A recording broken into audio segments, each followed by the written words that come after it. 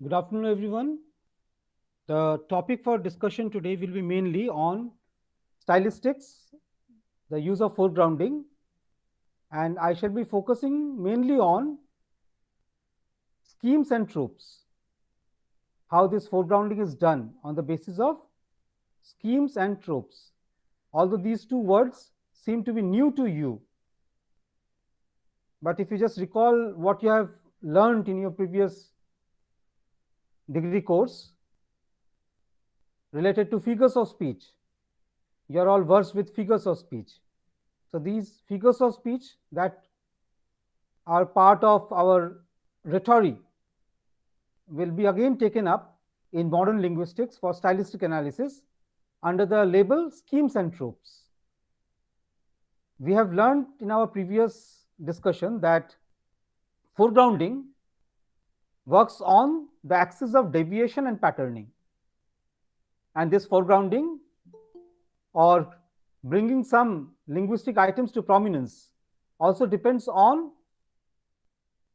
the irregularities of form that are consciously done by the writer and the irregularities of content, anomalies of content, again done consciously by the writer in order to serve an aesthetic purpose. So such foregrounding or distortion of things in order to gain some kind of prominence is common in writing, especially creative writing. Foregrounding depends on the use of the figures of speech or the smallest structural units of rhetorical stylistics. So we call this rhetorical stylistics. A major component of stylistic analysis will be on the study of rhetorics under the heading schemes and tropes. Such foregrounded irregularity that we find in writings, especially creative writings, irregularity of both form and content, serve an aesthetic purpose. And this can be seen in all kinds of text from past to our present times. Even in the writings of classical period, by classical period I mean the Greek period, we find that there was an obsession with the school of oratory, and rhetoric played an important part in oratorial schools, where the rhapsodists or the public speakers were taught the art of speaking. The Greek sophist Gorgias of Leontini around 5th century BC was the first to use figures of speech in his writings.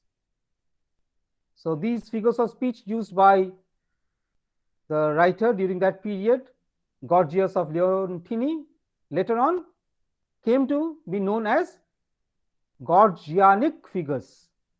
And such Gorgianic figures included figures of speech based on the same level. Number one, phonological, number two, morphological, and number three, syntactical levels.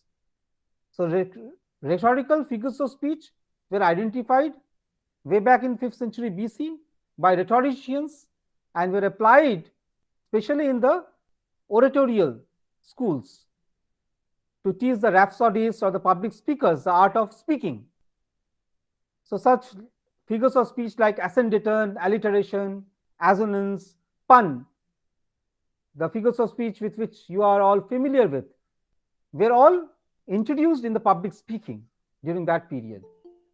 So we have the use of such figurative devices even during the classical period. So modern linguistics makes a kind of formal analysis of language, and the task of a stylistician is to see the levels of foregrounding done on the level of form as well as of content. And these are done on the basis of the employment of schemes and tropes. So as new interest grew in oratory and rhetorical style, even in the Renaissance and post-Renaissance period, the figures of speech began to assume a systematic character.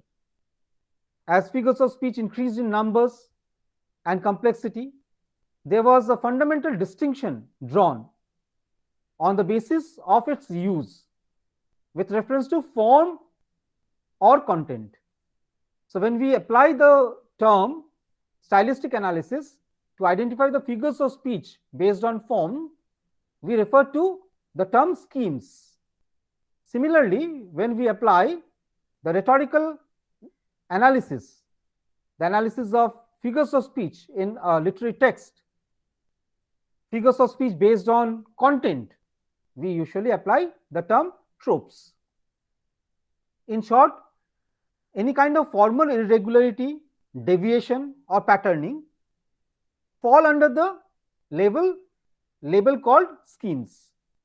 Similarly, any kind of irregularity in content that is used by the writer in order to foreground some linguistic item falls under the category tropes.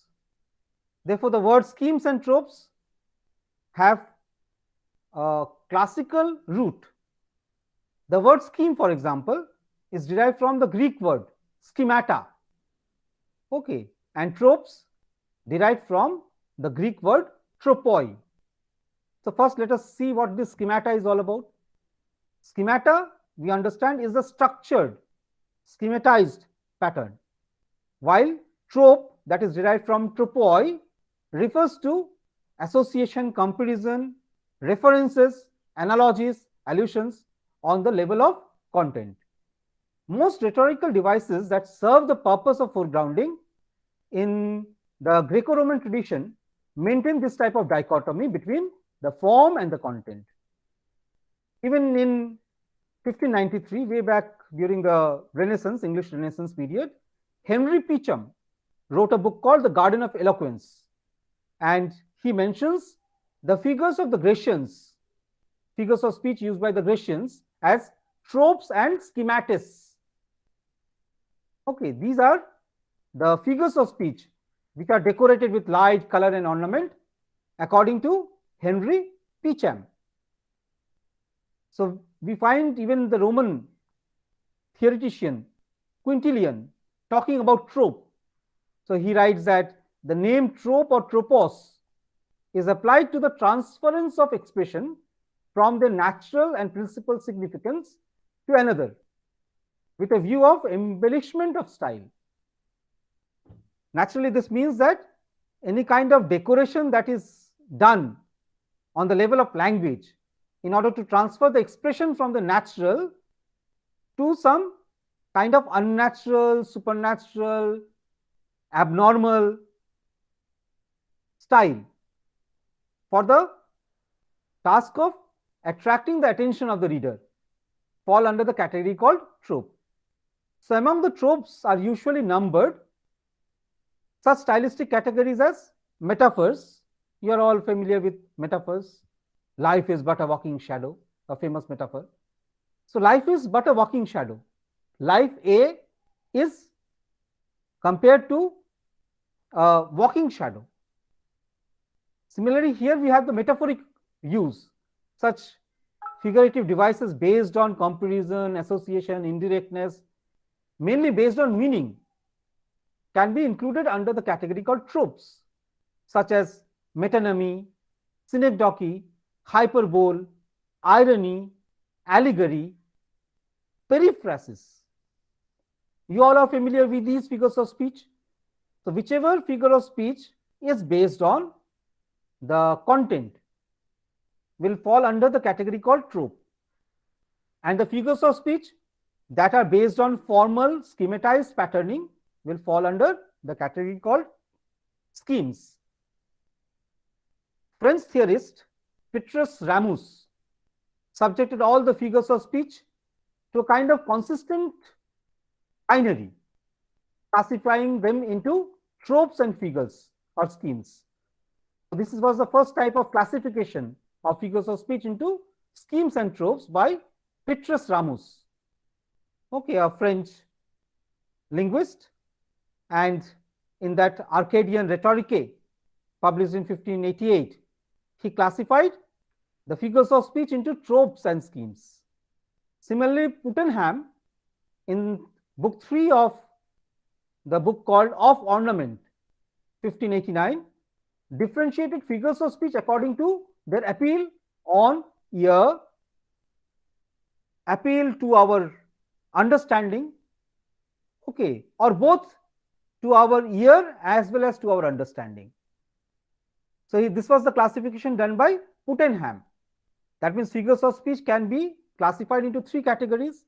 Number one, figures of speech that sound good, appealing to our ears. Second, figures of speech based on conceit that appeal to our understanding.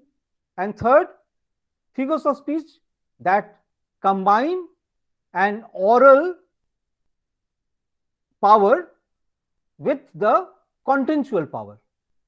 So that appeal to the ear is combined with appeal to our understanding or mind. So a practical modern model gradually developed based on this bipartite structure, identified two basic components of figures of speech. The first is the rhetorical law. Law, you remember Saussure, Ferdinand de Saussure talked about law, L-A-N-G-U-E. Law was the basic linguistic structure that was present in the human mind. And the second was defined by Chomsky later on as competence, the competence of the mind. So this is related to Ferdinand de Saussure's word parole. Parole means the performance of language. So this performance, this word was introduced by Noam Chomsky. So law and parole.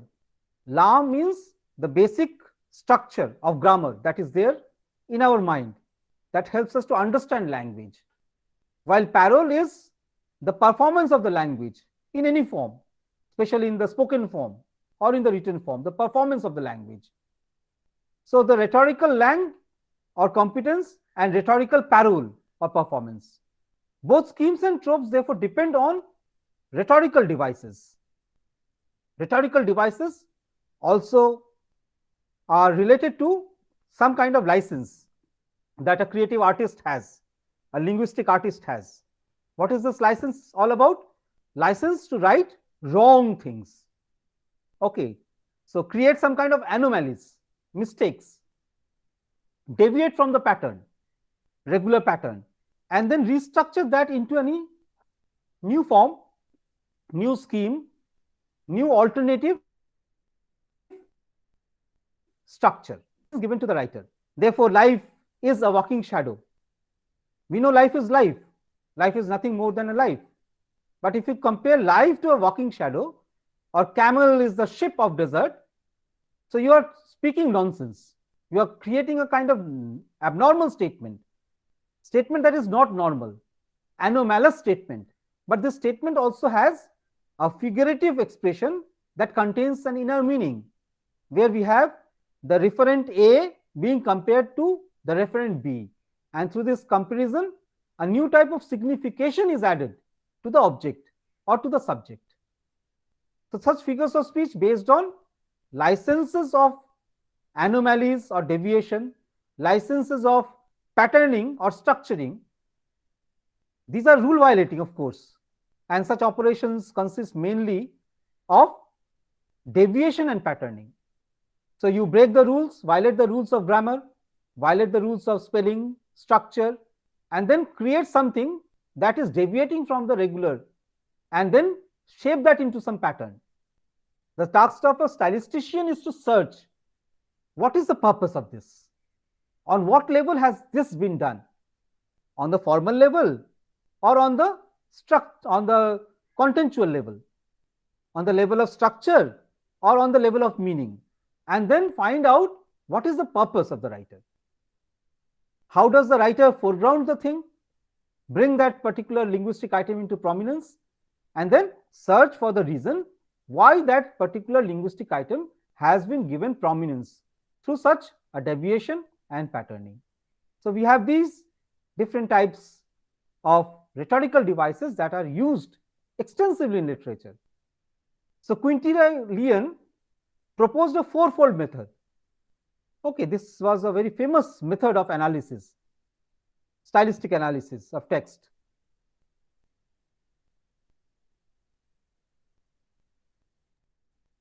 What means four-fold ratio? So four-fold method of number 1 adjectio, number 2 detractio, number 3 immutatio, and number 4 transmutatio. I repeat the words, these are Latin words. So adjectio means addition, so you are adding something new. Second, detractio, subtraction means deletions, so you are rejecting some linguistic items. Number 3, immutatio, that means you are substituting some linguistic items. And finally, transmutatio, that means you are making some kind of permutations of language in order to transform the linguistic units.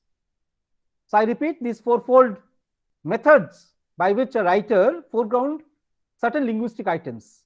One is called addition, second deletions, third substitution, and the fourth is permutation of language units.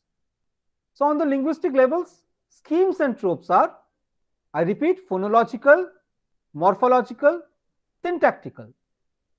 So these are the three pillars on which, the tripod on which the entire linguistic foregrounding is based. One on the basis of sound, second on the basis of word, third on the basis of grammatical sentence or sentence structure.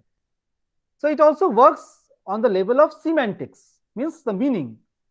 It also works on the level of graphemics or graphology, textuality, even intertextuality.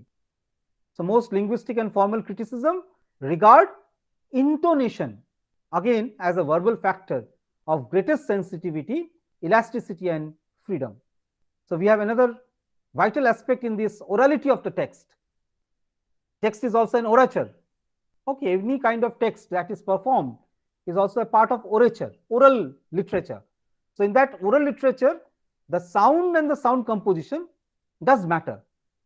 So we have the verbal factor of greatest sensitivity, elasticity, and freedom, especially the intonation, how the language is uttered in that context. So first, I will come to the word schemes. After this fourfold classification, let us focus on the word. As I said earlier, the word scheme has been derived from the Greek word schemato, and schemato refers to pattern. So derived from the Greek words representing form or figure, schemes can be defined as any kind of figure or pattern of word or a figure of arrangement of words in which the literal sense of the word is not affected by the arrangement. I repeat, schemes refer to some kind of figure or pattern of words or a figure of arrangement of words in which the literal sense of the word is not affected by the arrangement. So we have had our examples last time, tiger, tiger burning bright. So by repeating the word tiger twice, you are deviating from the usual structure, and therefore the formal structure is reorganized in order to foreground the word tiger, that is repeated. But the content of the word is not changed or challenged, rather it is intensified. So the content is not taken when the schematized patterning is done. So it is not affecting the meaning of the word or the sense of the word through that arrangement. In classical rhetoric, the arrangement of a typical, say, courtroom speech was described as a sequence of 6 parts. So if you are asked to deliver a speech in a courtroom in front of the ministers, you are to deliver a speech. Say in parliament, if you are asked to deliver a speech. So in the Greek period also we had parliaments. There the orators had to deliver lectures. That lecture was structured into 6 parts. First, introduction. After that, the statement of facts. Third was the partition. Fourth was the confirmation of the case. Fifth was the refutation of the opponents. And finally, the conclusion or the inference. This was the rhetorical structure that was used in such speech. So the speakers, public speakers, were advised to order the arguments according to their increasing or decreasing strength. Even in the field of psychology and speech communication, we find that such empirical basis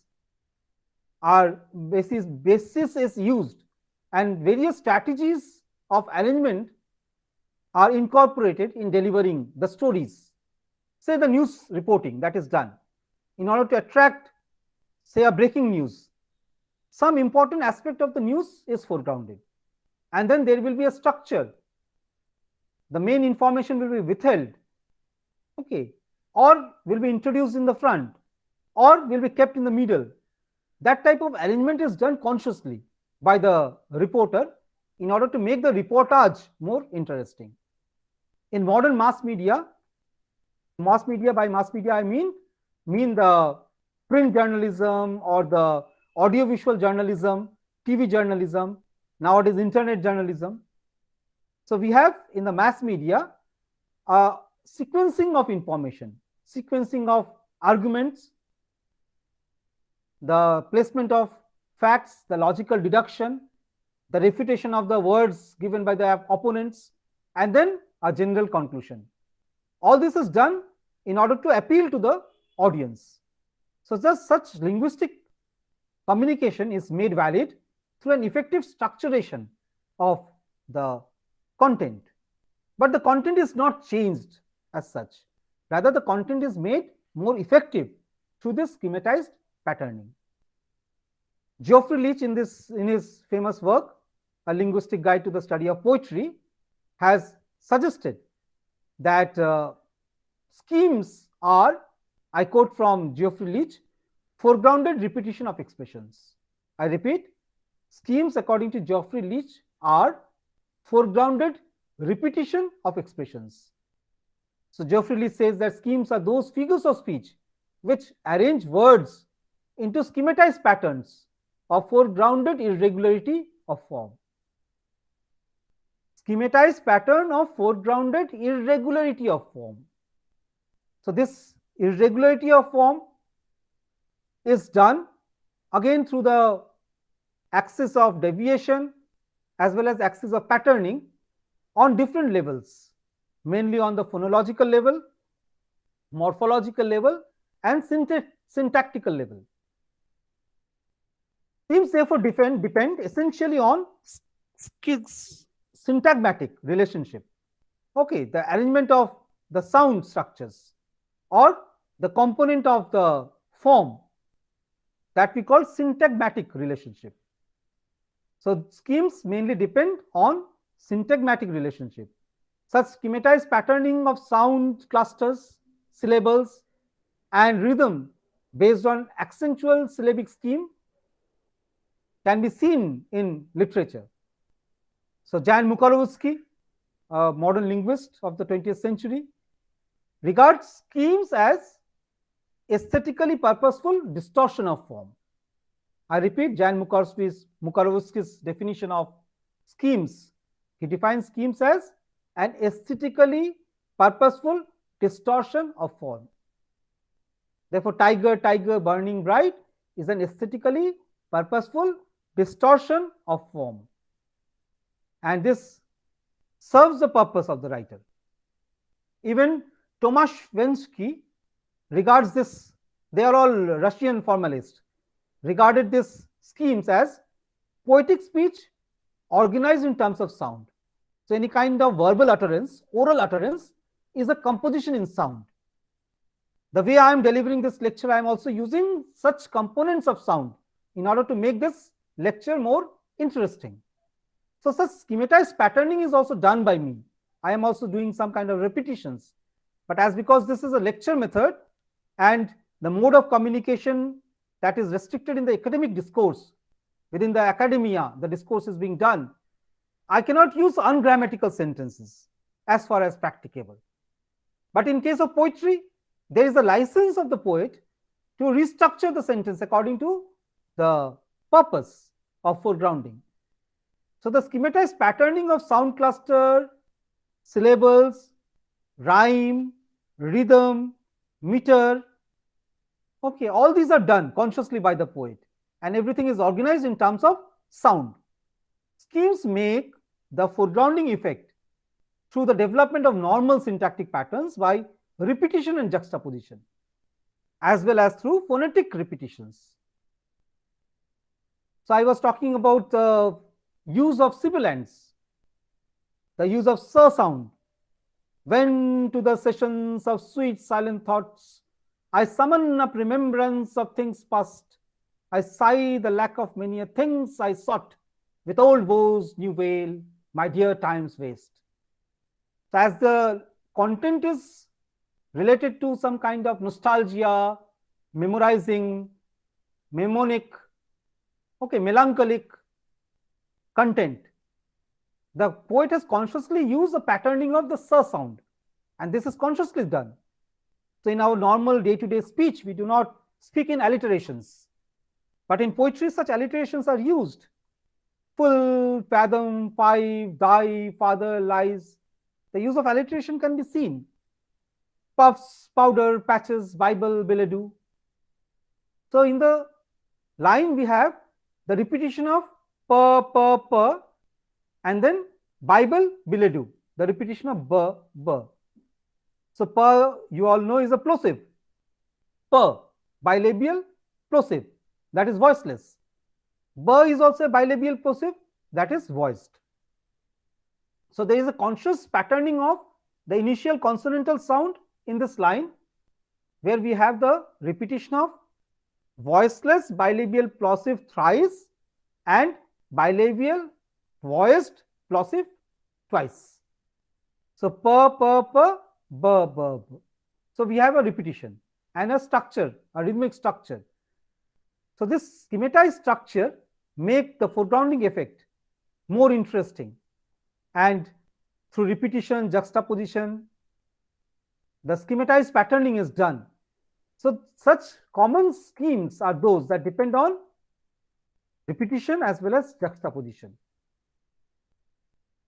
Following figures of speech, you remember, I will tell these figures of speech and you will say, yes, we know all these, and these can be placed safely under the category of schemes.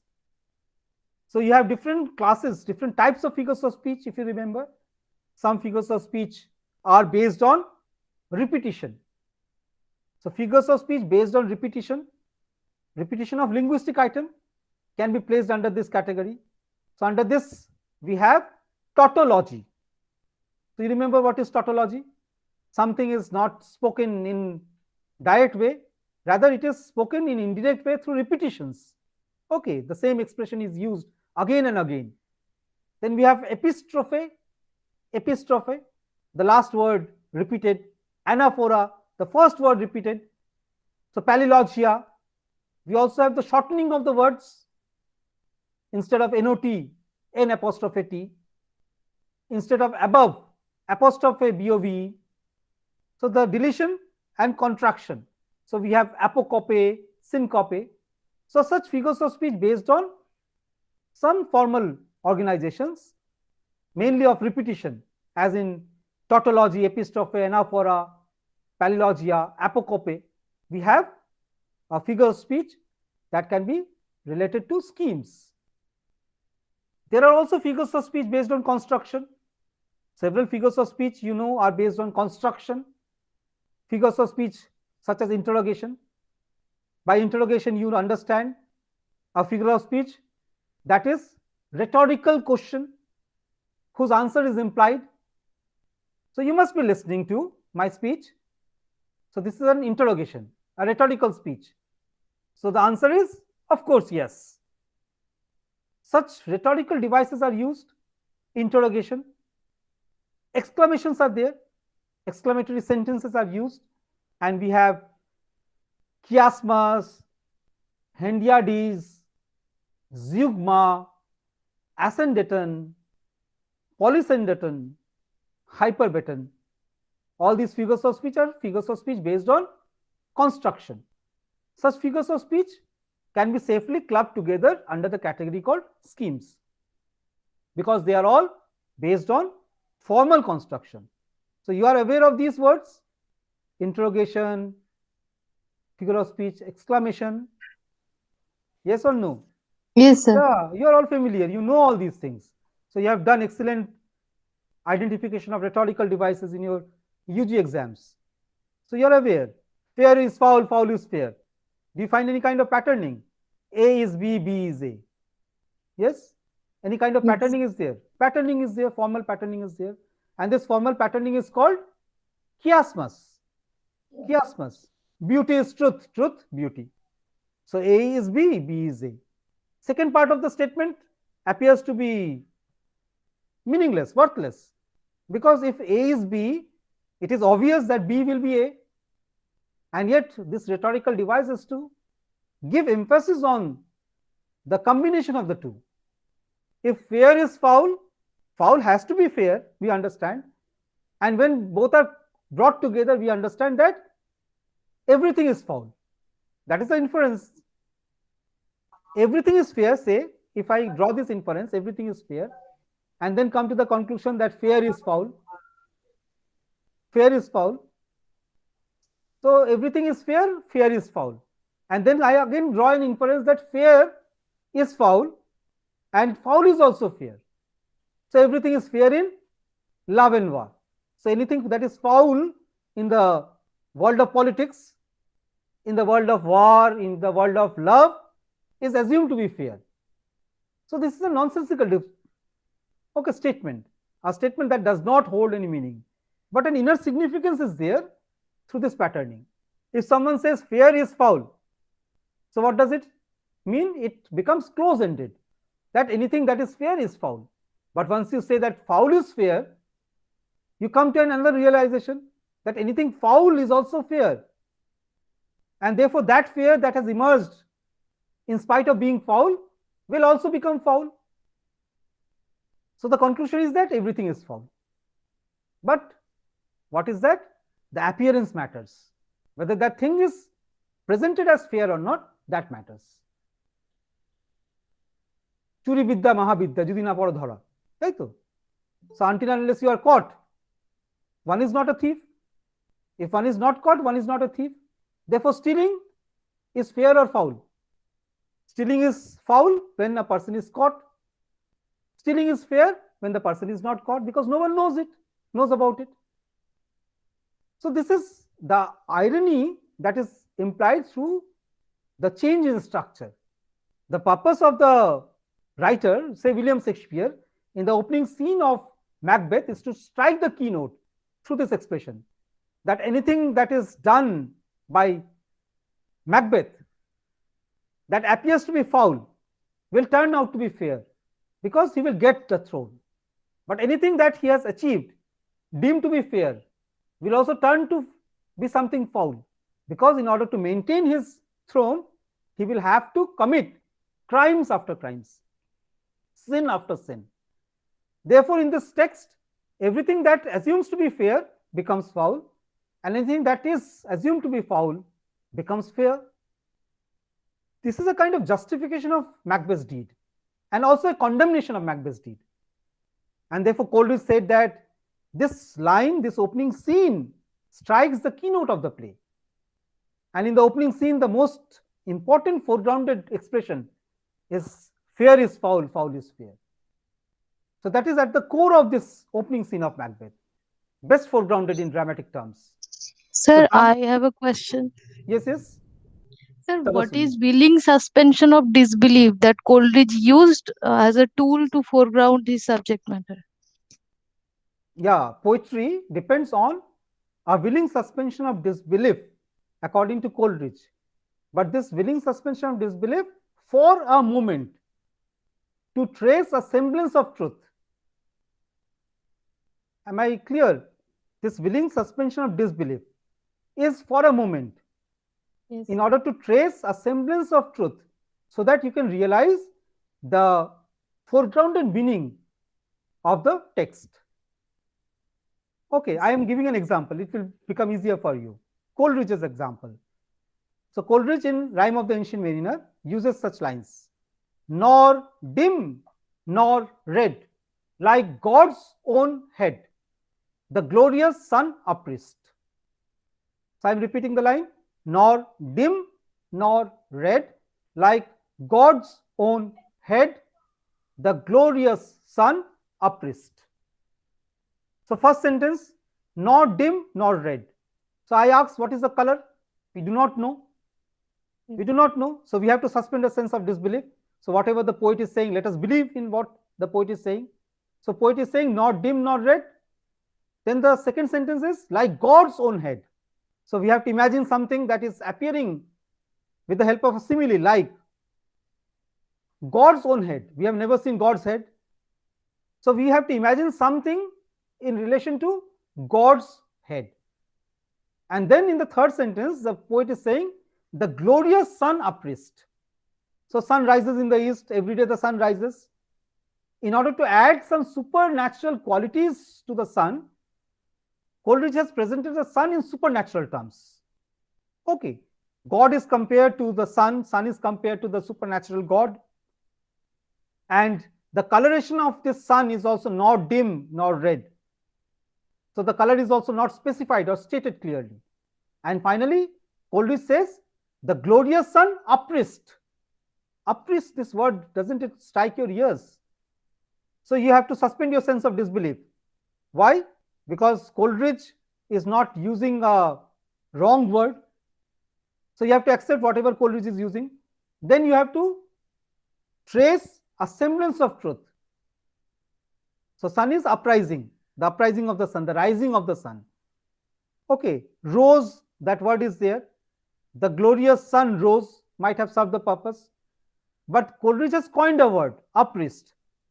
Okay, that is a word never used before Coleridge. And Coleridge is consciously using this word in 19th century. And when he is using this word, in this text, we have a kind of effect that requires a suspension of disbelief. First, we have to disbelieve our sense of belief that this natural sun can also be furious like God, God's head, that this natural sun can also be neither dim nor red, so of a color that cannot be defined. And finally, this sun can also, instead of rising in the east, uprist. So uprist is a past participle form. So it is uprose is there. Instead, he is using uprist, consciously coining the word. So Coleridge stated that in my poems, I will be presenting the natural world in supernatural terms and the supernatural world in natural terms. And therefore, I demand from my audience a willing suspension of disbelief for a moment and trace a semblance of truth, because through that bridging of the truth, understanding and recognition of the truth, you can understand, you can come in terms with the meaning, and that constitutes poetic faith. So this is Coleridgean definition of poetic faith. So what is this poetic faith? The faith of the reader in the poet. That means the poet is distorting the language, deviating from the normal form and content, and then presenting that language in a new form, new way. But with that poetic faith, we have to accept what the poet is saying and then try to trace a kind of relationship between the real and the super real or supernatural. And through this tracing of the link between the real and the surreal, real and the super normal, supernatural, we will try to understand what is the truth. So in that context of Mariner's poem, what is the truth? The truth is that Mariner has shot the albatross. The albatross is dead. Nature has been killed by the mariner, and psychologically he is entering into this guilt of killing nature, because this albatross had come to the mariner for food and play. In a wanton act, the mariner simply took his bow and shot an arrow to kill this albatross. So that albatross is hanging on the neck of the mariner like a cross. The ship moves into a silent sea, and there we have the sun, scorching heat of the sun at the time of noon. And the poet then talks about the changing landscape, how the mariners become thirsty. Water, water everywhere, all the boats did shrink. Water, water everywhere, not any drop to drink. In order to create this atmosphere of thirst, atmosphere of guilt and pain, he is actually creating the supernatural image of the sun. And this is done through the deferral of meaning and gradually foregrounding of the important component of the arrogance of the sun. So nature in fury, nature in arrogance, like Jehovah, okay, God of wrath and fury. The sun becomes that God, God of wrath and fury, and therefore the sun oppressed. So this is based on willing suspension of disbelief. So returning back to the discussion, so for this willing suspension of disbelief, often the poet employs schemes. Schemes are of various types. I said first based on repetition, like tautology, epistrophe, anaphora, okay, then apocope, syncope, figures of speech based on construction, such as interrogation, exclamation, chiasmus, hendidiz, zeugma, ascendaton, polyscendaton, hyperbaton. So I was talking about chiasmus, fair is foul, foul is fair. So similar figures of speech that are based on construction. So ascendaton, we have the absence of and. In polyscendaton, the conjunctions are repeatedly used. Say puffs, powder, patches, Bible, billet doux is an example of ascendaton. There is no and, conjunction is not used. Similarly, if I just change that phrase, puffs and powder and patches and Bible and billet doux, so it becomes polyscendaton. So I am repeating the word and. So this is a license of the poet. The poet can use this license and create such expression. Similarly, there are figures of speech based on sound, very important component of rhetorics. Sound. So every verbal utterance is actually a structured sound that is communicated to the listener, and it is the sonority that make any kind of composition remarkable. That's why we remember songs easier than poems, poems easier than prose, because of the sonority, because of the sound effect. In case of songs, we have a better metrical, lyrical, structural, rhythmic composition. In case of poems can be written in free verse, but there is a metrical composition usually we find in poems. So such figures of speech that are based on sound, yes, all of you know such figures of speech based on sound. Figures of speech based on sound, you are familiar with these, you have identified this. The easiest thing in stylistics is to identify the figures of speech based on sound. Number one, assonance. Assonance, what is assonance? Remember a, okay, a is a vowel. Repetition of vowel sound in a line.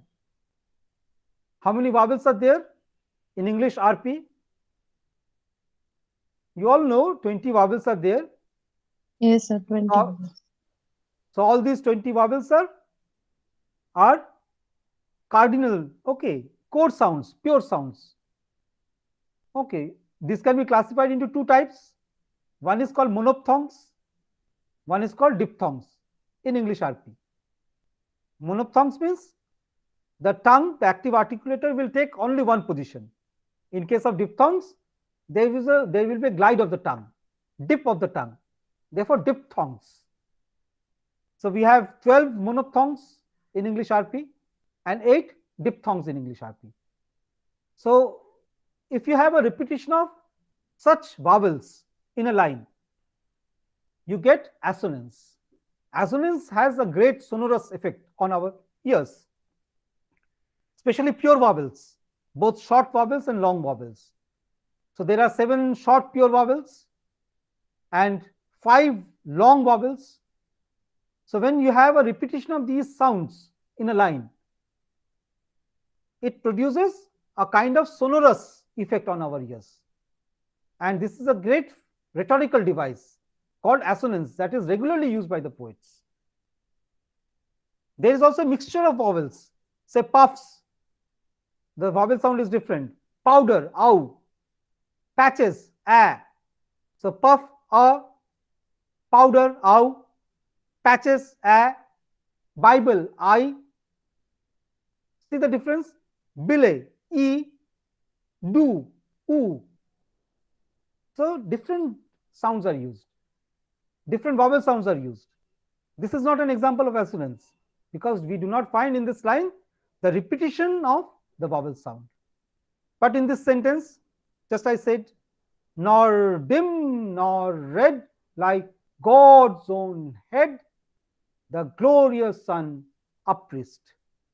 So no, o, dim, e, no, o, red, a, o sound is repeated. This is an example of assonance. So assonance is a common figurative device that the poet used for lyrical effect. Even in songs, best of the songs, especially the songs of Nazrul Islam, you will often find such arrangement of the assonance sound. Therefore, greater lyricism and musicality is produced in the songs of Qazi Nazrul Islam. The sonorous effect of the composition depends on the repetition of the vowel sounds. As you know, the vowels are loud sounds, okay, free flowing sounds. Okay, open approximation is there. All the vowels are also voiced sounds. But the articulation of vowels much easier than the articulation of consonants. Consonants are frictional sounds. Consonants give variety to the language, and variety is a spice that is added to the language. But the basis of language is vowel. So with vowel sounds, you can compose language. Even syllables can be produced with the help of vowels. Consonants are superadded. When you have a kind of patterning of the vowel sound in a linguistic expression, that appeals to our ears. So this figure of speech is called assonance. It is also an example of schemes. So any kind of verbal patterning of sound, especially the repetition of the vowel sound in a line, is called assonance. Second important figure of speech based on sound, very important. Sir, onomatopoeia. Yeah, I am coming to onomatopoeia. Very good. Alliteration. So alliteration is very common to us. Alliteration, what is the definition of alliteration? So the linguistic definition, yeah, repetition of same initial sound. Yeah, same initial sound. Same initial sound won't be correct, because if the words begin with a vowel sound, will you call it alliteration? No. Okay. No. So we have to make the definition very scientific. By alliteration, I will mean repetition of initial consonant. Consonant Okay. sound. Initial consonant sound, not consonant alphabet. Is it clear? Say, Yes, sir. say consonant alphabet. C. C for cat, C for cinema. Okay, C for cheat, C for cheese. If the same letter C is repeated in a line, that will not be example of alliteration. Rather, you have to identify the initial consonantal sound, the repetition of initial consonantal sound in a line, especially sounds that are aspirated. Okay, sounds that are emphasized. That means sounds or syllables that gain prominence through accent produce excellent alliterations. So puffs, powder, patches. So where are you placing stress accent? Pa. Okay, the sound pa, puffs, powder. Okay, put your hand in front of your mouth and then utter these sounds. Puffs, powder, patches. So do you find your stream of breath striking your hand? You will find this Yes. because pa is a plosive, bilabial plosive. Bilabial plosives are those sounds that can be uttered with complete closure and sudden release. So there will be a complete closure, block of the air by your lips, and then there will be a sudden release of the air. So it is aspirated, means there is an emphasis on the sound. It's pa, pa, pa. So it becomes a very strong alliteration. Is it clear? So alliteration can be defined as a patterning, a repetition of initial consonantal sounds in a line. By repetition, I means if this sound is used twice, it becomes consonant. It becomes alliteration. Okay, if the sound is repeated in a line just 2 times, it will become alliteration. More than 2, definitely alliteration. Similarly, if we have the continuation of the sound in the next line, the same sound is repeated in the next line, we can say that alliteration is extended in the next line. The repetition of the same consonant, initial consonant, is done in the next line. Okay, the third one, very important one, again, very common one. For stylistic analysis, you will find consonance everywhere. So consonance is a figure of speech based on the patterning of the middle or the final consonantal sounds in a line. I repeat, consonance is a figure of speech, a scheme that is based on the repetition and patterning of the middle or the final consonantal sound in a line. So if the sound k, sa, ta, pa, ba, ra, la, any kind of sound is repeated in a line in the middle or in the final position, it becomes consonance. So if the same sound is there in one word in the initial position, in the second word in the middle position, in the third word in the final position, will it be called consonance? The answer is yes, because we have a repetition of the same consonantal sound, not in the first position, but in the middle and the final position. Therefore, we have consonance in the line. Such consonance produce a sonorous effect in our ears. So our ears listen to the sound and we are enchanted by the sound. Say for example, William Wordsworth is describing something. Okay, you have to identify what is he describing. The cataracts blow their trumpets from the steep. What is Wordsworth defining? I am repeating again. Listen to the sound carefully, because the sound will reveal the meaning of the thing described. The cataracts blow their trumpets from the steep. I repeat, I go slow, okay. The cataract blow their trumpets from the steep. First of all, tell me, do you find a kind of repetition of the sounds, consonantal sounds?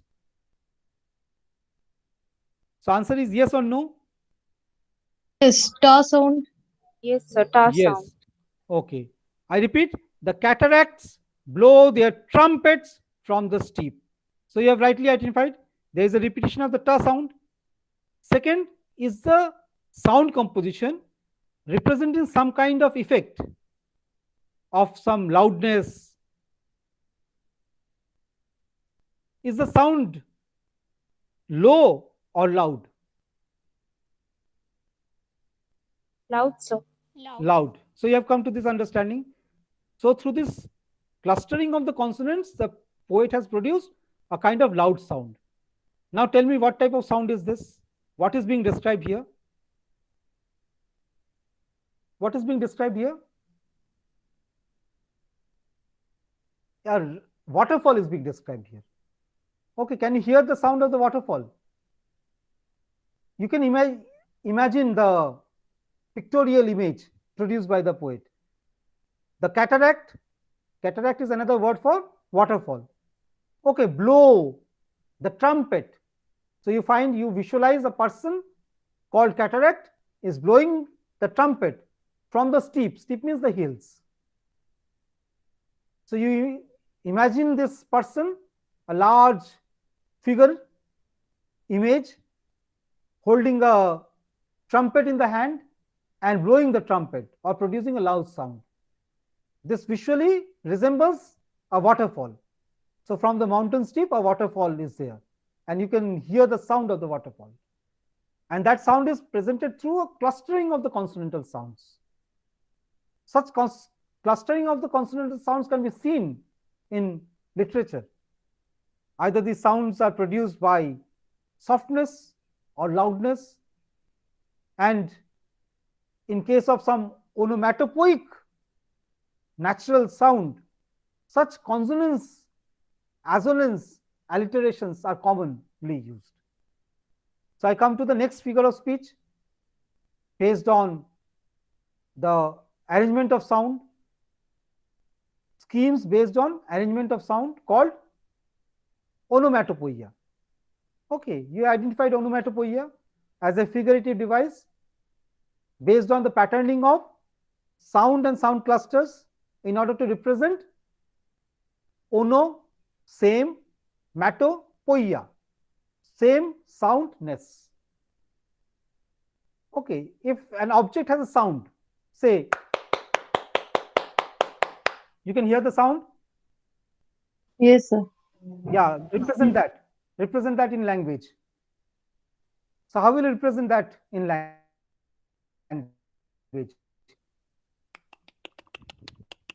How will you represent that in language?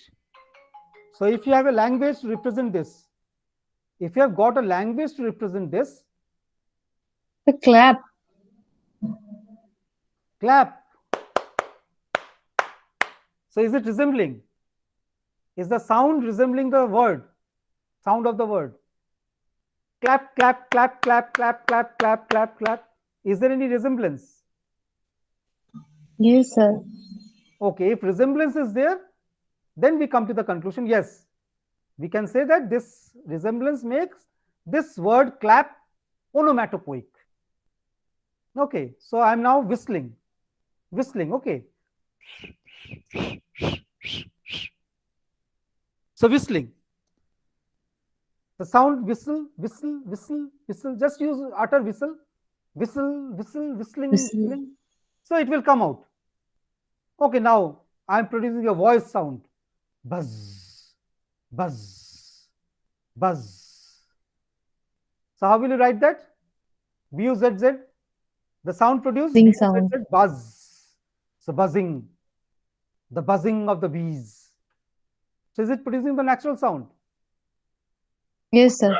Okay, the rustling of the leaves. Can you hear the sound of rustling of the leaves? The rustling of the leaves. So such sounds are there. Sounds that represent the natural sound that is occurring. And any kind of imitation, onomatopoeia of the sound refers to a figure of speech based on such construction of the sound structures. So replication of the sound by arranging the sound. So there are different forms by which we can create onomatopoeia. Say I am trying to lull you to sleep. Okay, it is afternoon time, siesta time. If I want you to go to sleep, so I start singing a song. So it will be wonderful if you fall asleep listening to the song. Philomel in melody, sing a lullaby, la la la la la la bee, la la la la la la bee. So have you fallen asleep? So you are lulled to sleep. A slumber did my spirit seal, and I am a slumber did my spirit seal. So here again, if you have a patterning, a sense is evoked. So here I am producing a sound that is sonorous, inducing sleep through a patterning of s, or l, liquid sound.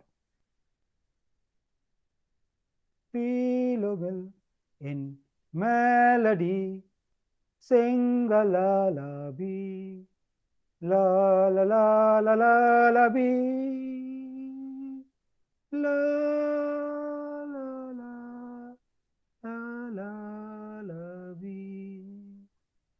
A Midsummer Night's Dream, Shakespeare's composition. Okay, Shakespeare's composition. It was a lover and his lass, with a hey and a ho, and a hey, nonny no, and a hey, nonny nonny no. Again, a patterning of sound, producing a kind of onomatopoeic effect on the mind of the readers. It was a lover and his lass, with a hey and a ho, and a hey, nonny no, and a hey, nonny nonny no. Upon the greenwood field it was, in the springtime, every lover's dream time. So we have a patterning of the sound in order to create that element and atmosphere of rest. So Ferdinand is there walking on the shore So he has lost his father, the other sailors of the ship. So he's abandoned in this lonely island, and there is Ariel on the top singing a song. This song is a song of comfort given to Ferdinand, a kind of hope song. So Ariel is singing this song. Full fathom five, thy father lies, of his bones a coral made. So either Ferdinand will go to sleep or he will wake up and listen to the song. The song is coming from some invisible space. Ferdinand is unable to see Ariel. Ariel is invisible up somewhere in the sky. He is invisible. So he is listening to the song. Full fathom five, thy father lies. Please sing the song with me. You will understand how this onomatopoeia, consonance, assonance, alliteration all work together in order to produce the sonorous effect on the mind of the audience. So will you sing with me? I know you are all excellent singer. I have now become an online singer, classroom singer. So you are better singers. Please sing with me. Full fathom five, thy father lies, of his bones a coral made. So you won't repeat with me. Okay, done. So we have this figure of speech based on the repetition of the sound. Similarly, we have the use of tropes. So schemes I have completed. Now I come to tropes. Tropes are figures of speech you are more familiar with. Tropes talk about the patterning that are based on form, on content. While schemes are based on form, tropes make lexical and semantic deviation. So word based, meaning based, deviations and patterning. Quintilian, okay, in classical period, made a division. So he said that figure serves as catch-all terms for linguistic effects, and therefore we have the trope affecting a kind of syntactic structure and emphasizing on the meaning or the figure or scheme. So this can be the twofold. One is trope that is based on the content, the other is scheme that is based on form. So Quintilian suggested that the change in meaning occurs on a larger scale than in single words. So words, according to Arthur Symons, what are these words? So what are words themselves but symbols? Whenever the words transcend its literal meaning, the words have a tendency to become symbol. So Gertrude Stein, I remember, said once, a rose is a rose is a rose is a rose. So 4 times the word is used. Rose is a flower, and in this flower we have a botanical identity. It's fixed. So Romeo is standing, Juliet is there on the balcony, and Juliet is saying, shrug your name. Okay, so leave your name, because our two families are fighting against each other, and it is because of your name. If you change your name, if you change your caste, if you change your religion, what is in a name? So Juliet is saying, what is in a name? So Romeo is saying, yes, what is in a name? If you call rose by another name, the rose will smell as sweet as it is. So there are some characteristics that are related to rose. So rose is a rose is a rose. Okay, it is nothing more than a rose. So if the rose has a literal meaning, you simply change the name, it remains rose after all. In different languages of the world, rose is called rose. But then if you use this word rose in some new way to suggest some different meaning, rose becomes a trope. Okay, metaphor. Say I say that my love is like a red rose. What did I say? I say my love, reference number A, is like, means equals to a red rose, reference number B. A is compared to B. Then what becomes of my rose is that this rose is not a simple rose, rather this rose is a red colored rose. Further, this red colored rose is also a symbol of love. Therefore, this word love is changed, transformed through this association, through this comparison with the word red rose. So this is called trope. any kind of figure of speech that turns the meaning, okay, changes the meaning through comparison, through association. So it was a common rhetorical device that was used. So this change, through this change, the language is transformed from its natural and principal meaning to another meaning for the main sake of embellishment or ornament. So if William Blake writes, "O rose, thou art sick," so rose does not remain the same rose as in Staines's poem. A rose is a rose is a rose is a rose. It does not remain as lovely, as love-like, as red, like the rose in Robert Burns' poem, "My love is like a red, red rose." Rather, in William Blake, the same rose becomes a sick rose. So apparently it looks like a rose, but inside the canker is eating, the worm is eating the rose. So we have this rose turned into a symbol of sickness in William Blake's poem. So if you change the color of rose, if someone says white rose, it has different connotation. In James Joyce, we have a green rose, a gray rose. So James Joyce is using this rose as a new symbol, using the color green or gray to the rose. If someone says that my rose is like a black, black rose, okay, so the color has changed. Instead of red, instead of white, the color is now black. Therefore, the qualities that are there in the color black associated with the rose becomes a black rose. So black rose is not the rose, the essential truth embedded in the rose, but shares some quality of blackness as the rosiness. These two qualities are combined, thereby contributing to a third meaning, metaphoric meaning. The rose becomes a metaphor of, say the dark sinister truth. It can become the metaphor of something that is repressed, concealed, something that has not seen the light, therefore dark. So he says, Quintilian says that language is transformed from its natural meaning, principal meaning, to another meaning for the sake of embellishment and ornament. So therefore tropes will include certain figures of speech that change the meaning of word or words. Geoffrey Leach will also describe such tropes as, I quote from Geoffrey Leach that you will find in that book, foregrounded irregularity of content. Very easy to remember. According to Geoffrey Leach, tropes are foregrounded irregularity of content. Okay. Zivan Todorov, Russian linguist, refers to trope as a figurative language based on an anomaly in meaning or content.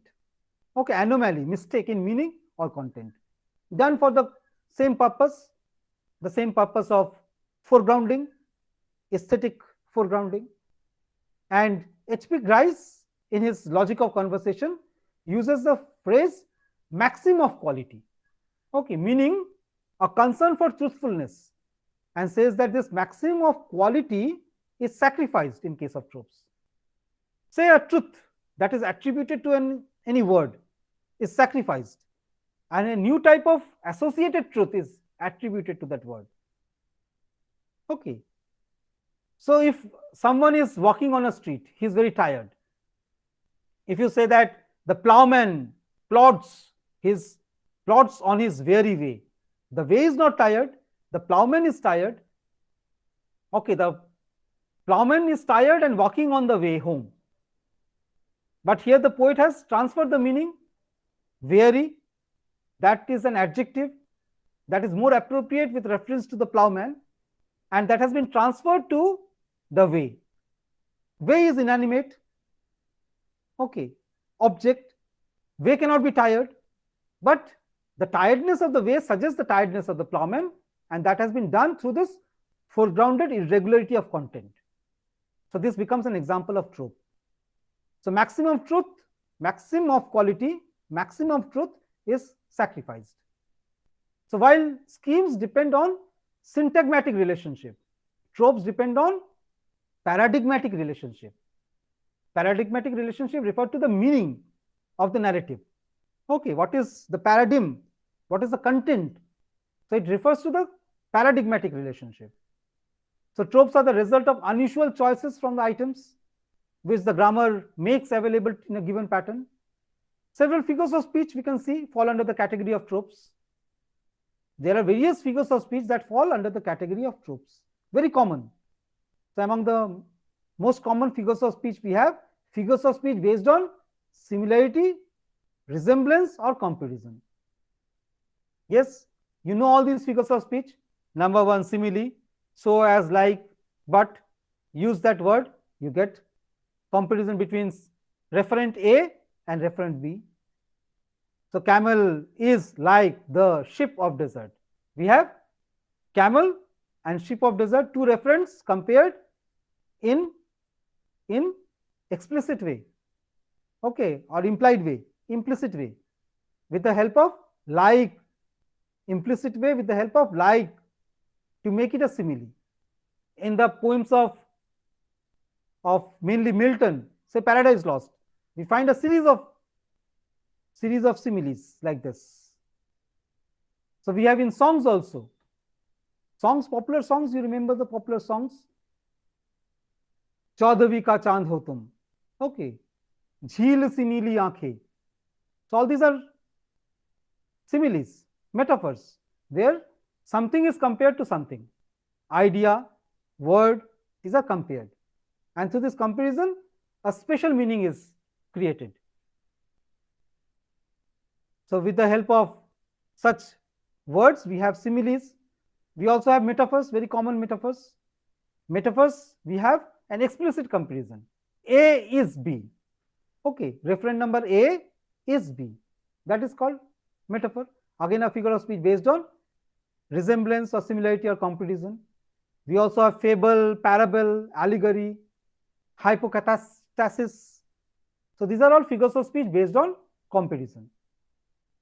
Next we have figures of speech based on association, such as metonymy, synecdoche, hyperlage, transferred epithet, allusions. These are all figures of speech based on association. We also have figures of speech based on contrast. Okay, two things are there set as contrast. Figures of speech such as antithesis. In antithesis, what happens? So a statement is made, antithetical statement is made, both are kept together. Antithesis. Epigram, epigrammatic statement is made. Climax, okay, rising statement, I came, I saw, I conquered. Anticlimax, so you have rise and steep fall in case of anticlimax, or bathos. Then we have oxymoron, oxymoron, so where we have the use of two words that are juxtaposed and contrasted to form oxymoron, opposite words joined together. So young grandmother, oxymoron. So there can be paradox, okay, a statement is made, paradoxical statement. Then we have condensed sentence. So such figures of speech based on contrast are also tropes. Then we have figures of speech based on indirectness, indirectly, innuendo, sarcasm, periphrasis, euphemism, meiosis, litotes. And then we also have figures of speech based on imagination, very common, personification, personal metaphor, pathetic fallacy, apostrophe, invocation, hyperbole, vision, prosopopoeia. So all these are figures of speech based on imagination. So A is B in personification. How? Something is personified. Some object is personified. The tree is swaying its head. Okay. The tree is bowing down its head. Okay. So we have personification. Personification of the tree. Animation of a non-living thing through a comparison, through a kind of imaginative reconstruction. So I must conclude now. So in conclusion, what we have learned today, that for effective foregrounding, two devices are mainly used. One is scheme, one is trope. Schemes are based on form, tropes are based on content. In case of schemes, we have certain figures of speech. In case of tropes, we have certain figures of speech. The writers have license to represent things in a novel way, things that are thought well so often, but never so well expressed. And these are well expressed with the help of language. The task of stylistic analysis is to analyze the level on which this has been done, whether this has been done on graphological level, phonological level, morphological level, syntactical level, semantic level, semiotic level, pragmatic level, or on the level of discourse. How this relationship of form and content is done. And through this, we analyze the foregrounding and try to trace the reason for this foregrounding. Thank you very much. If you have any questions, you can ask. I can go for interaction. I stop recording. Thank you very much for your attentive listening.